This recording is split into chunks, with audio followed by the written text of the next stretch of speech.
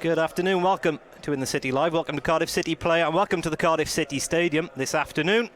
It's Cardiff City against Charlton Athletic as two teams stuck in the middle of the championship table trying to wrest some worrying form really. Cardiff now 2 games without a victory, and well, we spoke to Russell Slade a couple of minutes ago and it's something we touched on, that it's 2 games without a victory, but 2 performances that perhaps don't merit the results that we took for them. We played pretty well here at home. Those Russell's words, pretty well. I thought we played really well on that night against Hull City. I thought we were the dominant team, really, unfortunately, in every area apart from the scoreboard. In a 2-0 victory for Hull on that night. And then, of course, that bitterly disappointing end to that game last week away at Rotherham, where Cardiff played 45 minutes with 10 men and then unfortunately couldn't hold on in second half injury time when a deflected goal came off Matthew Connolly and nestled in the back of the net and gave Rotherham their first 3 points of the season. So strangely then, this afternoon we got 2 things that we're not used to talking about. One of them is coming off the back of back-to-back defeats for Cardiff, and the second are changes to the starting 11. Because we've been forced into a couple. Of course, David Marshall suspended for this game, so Simon Moore's going to have to come in goals. But also, we've seen some tweaks in the team sheet, which is something we haven't seen this season, with a continuity that we've been able to roll out week by week. So the Cardiff team for this afternoon's game with Charlton is as follows. In goal, Simon Moore coming in for his opportunity, of course, with David Marshall's suspension. It's a centre-back partnership still of Matthew Connolly and Sean Morrison, as it has been for much of this season. Fullback, the change in fullback, Lee Peltier unfortunately has to miss out through an injury, so Fabio De Silva's going to slide over and play on the right-hand side of defence. At the left-hand side of defence, Scott Malone comes back into the team, a real standout performer in the opening weeks of the season. A central midfield too, as usual, of Peter Whittingham and Kagisha Dekashwi. The wide men then, Joe Rolls on the left-hand side. Anthony Pilkington comes back in on the right-hand side, having Craig Noon started last week at Rotherham. And up front is Kenwyn Jones and Joe Mason paired together again. So to discuss that little tweak to the starting 11 this week, we caught up with Russell Slade a couple of minutes ago.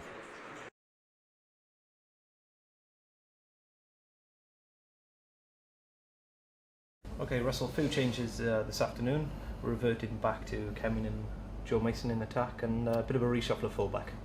Yeah, but Peltz has not been fit enough to start today, unfortunately, and obviously Marshy is suspended, so 2 changes.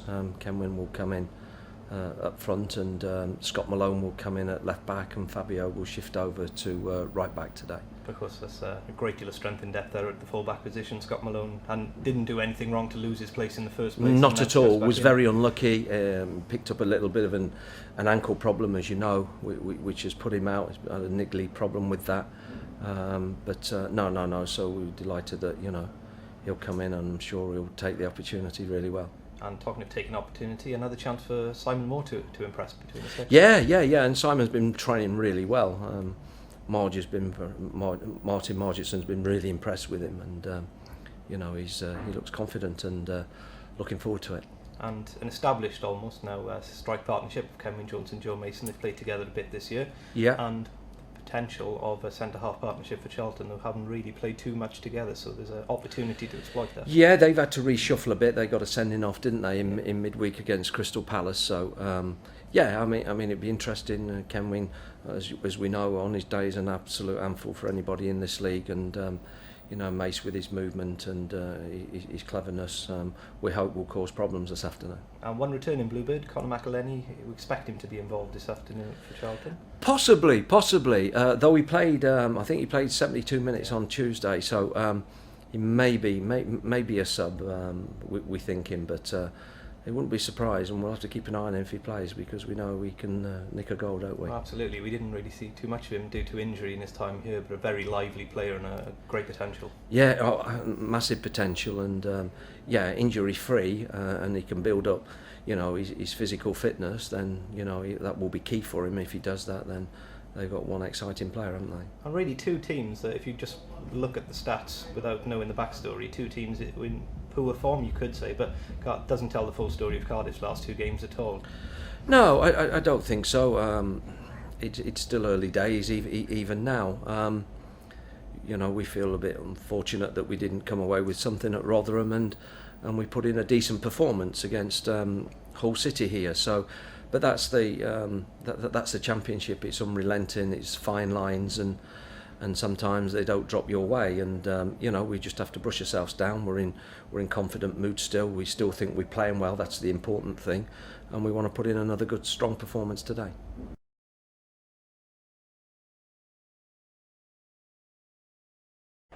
That's Russell Slade then talking to me a couple of minutes ago just downstairs about his team selection for this afternoon, and we spoke about a little bit about strength and depth, and that's evident as well from the Cardiff City bench this afternoon, and talking about an opportunity for certain players maybe to grasp their opportunity in the starting lineup today. Of course, Simon Moore's got that opportunity granted by David Marshall's red card last week. We've got a couple of opportunities. Of course, Scott Malone coming back into the team, and as Russell Slade did nothing to really deserve, you know, losing his place in the first team. He was a real standout campaigner in the first couple of weeks of the season. So the Cardiff City bench then, a couple of people who are going to have to wait a little bit longer for their opportunity. But we do have one new face on the Cardiff City bench this afternoon, and that's Gabriel Tamash.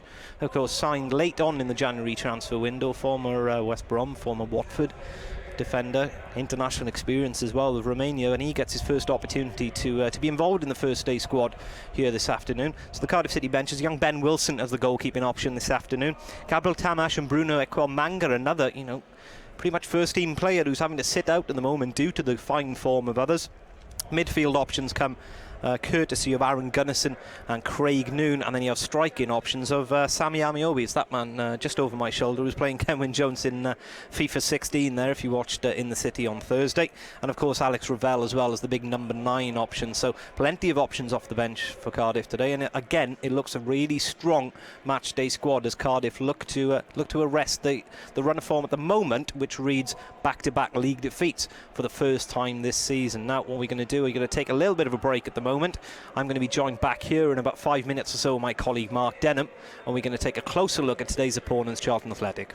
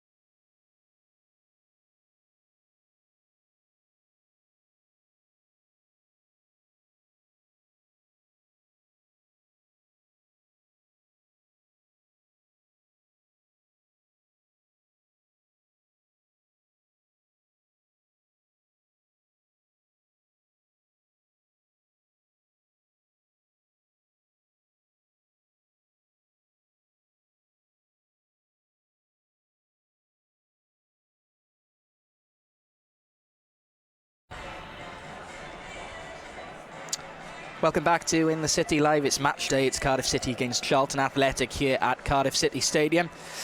The teams are out. For Russell Slade's side, it's that change that we knew about. Simon Moore coming in for David Marshall. Can ask for a better replacement in goal, but obviously we all know the situation with David following last weekend at Rotherham. But Charlton have their own problems, Ash. It's more about who they're missing rather than who they've got playing today. Yeah, it is. There's an awful lot of important players missing, namely Igor Vetekele, who missed most of the start of this season, has come back into fitness and now suddenly back out to the team again. And the prime backups, Stephen McKenyock, all 6'7" of him, isn't good to go either, and it does leave him a little bit short. We know they're a little bit short at the back as well. Alel Diarra sent off in midweek for 2 fouls, one on Fraser Campbell actually, that led to a penalty for Crystal Palace in that cup game in midweek, and it leaves them short at the back as well. So, but what we do know about Charlton, they've got an awfully strong academy, so a lot of youngsters in this, not just in the matchday squad, but in the starting lineup. So Charlton are going to line up like this: a young Nick Pope in goals, and that's because Stephen Henderson still isn't fit to play his first game this season, the veteran goalkeeper. So young Nick Pope keeps his place in goals. Chris Solly, ever present at right back. Morgan Fox, Welsh under-21 international at left back, and that leaves a central defence partnership with the Alel Diarra missing, of Naby Sarr and Patrick Bauer, both signed in the summer, haven't really played together this season, both signed from Portuguese teams, so they'll know each other but have never played it together. Central midfield, it's a solid central midfield pairing of Jordan Cousins and Ahmed Kashi, who's played pretty much every game this season, and then a three behind a striker. We're going to have Zachariah Bergdich on the left-hand side. Now, he was signed as a left-back because Joe Gomez and Royce Wiggins both departed the club in the summer, so we expected Bergdich to come in and be an option at left-back. He's played further up the field this season as a left-winger. He will play there this afternoon. And then you've got an interchangeable two on the right-hand side, and in the number 10 role of Johan Berg Gudmundsson, 10 goals for him last season, Icelandic international, and young Michael Kennedy, who made his Charlton debut earlier this season and has played quite a bit of games in recent weeks. And then Tony Watt comes in. We're used to him playing as the support striker just off Vetekele. He's going to play as the front man this afternoon. Danger man Tony Watt scored against Cardiff last time the two sides met at Cardiff City Stadium. Gudmundsson scored that worldie on Boxing Day. That was pleasant, wasn't it? After we drove all the way up early, watched Tom Adeyemi give us the lead, and then he popped up at the death. So 2 danger men up front, but as you say, the likes of Alel Diarra, I mean, the pedigree of that man, 40-odd French international caps. I mean, these are big losses. Is this why Charlton have had this indifferent start to the season? Started brightly, but just look at the likes of the names they're missing: Henderson, Diarra. Is it as simple as that? I think it was. I think they surprised a lot of people. Not that they don't have quality in the team, but they made an awful lot of signings. They made 8 signings in the pre-season. Not huge, but they lost an awful lot of players as well. We talked about, if you've read the programme this afternoon, or have you seen In the City Live?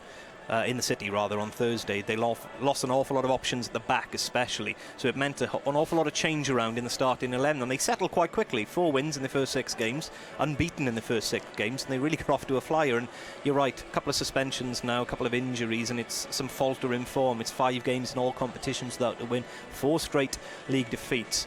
It's starting to get a little bit worrying there now, and we know that owner has an itchy trigger finger, and Guy Luzon will be looking over his shoulder and hoping that the team he put out here this afternoon can do something for him. It's got quality in there. You've mentioned Gudmundsson. He was a wonderful talent as a youngster in the Dutch top tier for Alkmaar. He's comfortable playing anywhere across those 3 positions behind a striker, and to be honest, he'll probably line up in the number 10, but he'll be given licence to roam, and he'll pick up the ball in dangerous pockets, and it's a big game for Kakisha Dakashvi to try and marshal him. Looking at the bench quickly for Charlton, this is where you really see the lack of options. They've got Dimitar Mitov, a young Bulgarian goalkeeper, hasn't got a first-team game under his name. Harry Lennon, young centre-back / left-back. He's played 1 game in the Carling Cup this season, but suddenly, with injuries and suspensions, is thrust back onto the bench this afternoon. El Hadji Bar is somebody who did start the season really well. He was signed from Sunderland, hardly played at Sunderland. One of Di Canio's signings when he made those raft of signings nobody'd heard of one summer. He came in, didn't play at Sunderland, but he played 3 or 4 games at the start of this season and actually looked pretty good, and now he finds himself out with the team. Frank Musa's a big return from injury for Charlton. He missed most of last season. He's missed all of the start of this season, but he's back fit. And then we do have 2 talented youngsters going forward. One of them we know, Conor McElhenney, spent a couple of months here on loan at the end of last season. He's now on a month's loan initially anyway at Charlton. He sat on the bench after making his debut in midweek in the Carling Cup. And Carl Grant, who we've seen a couple of times, because Cardiff tend to play in the same reserve league as Charlton, and we've seen him play at reserve level against Cardiff a few times. He's made his breakthrough into the first team this season, and he is a very talented youngster. And then Josh Umarat up front, an academy kid who's got no first team football under his belt. And you look at that that Charlton team, and you think that might be the weakness. Tony Watt's not fully fit. He's not really a line lead-in striker either, and there isn't a natural option to come on and just hold the ball up against two physical centre-halves in Sean Morrison and Matthew Connolly. That's all you need to know about Charlton, really. As ever, Ash knows about as much about Charlton as their coaching staff do. So I hope you've learnt a little bit there from us. Hope you enjoy the game as well. We're 25 minutes or so from kick-off here. The two sides are just going through their warm-ups, completing things. 3 o'clock we kick off live on Cardiff City Player commentary with Ash and Richard Shepherd just down below us there. We'll be back for that. Hope you've enjoyed In the City Live, and we'll see you next time. Thank you.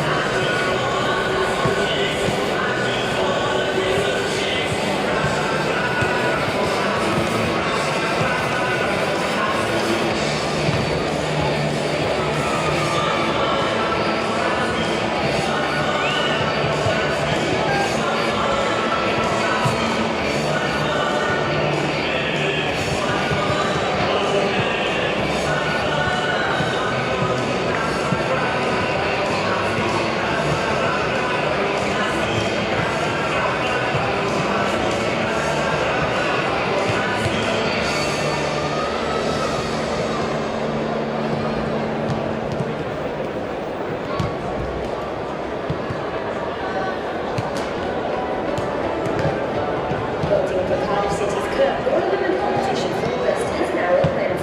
Take a look at last month's nominations and cast your vote now.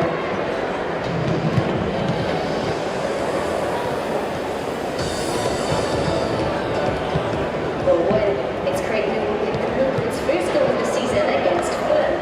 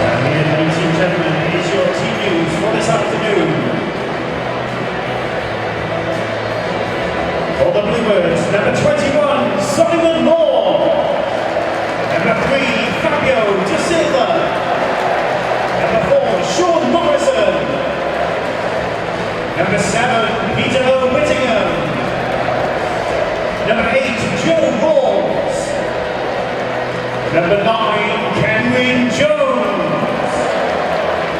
Number 10, Joe Mason. Number 13, Anthony Pilkington. Number 15, Kakisho Takashmi.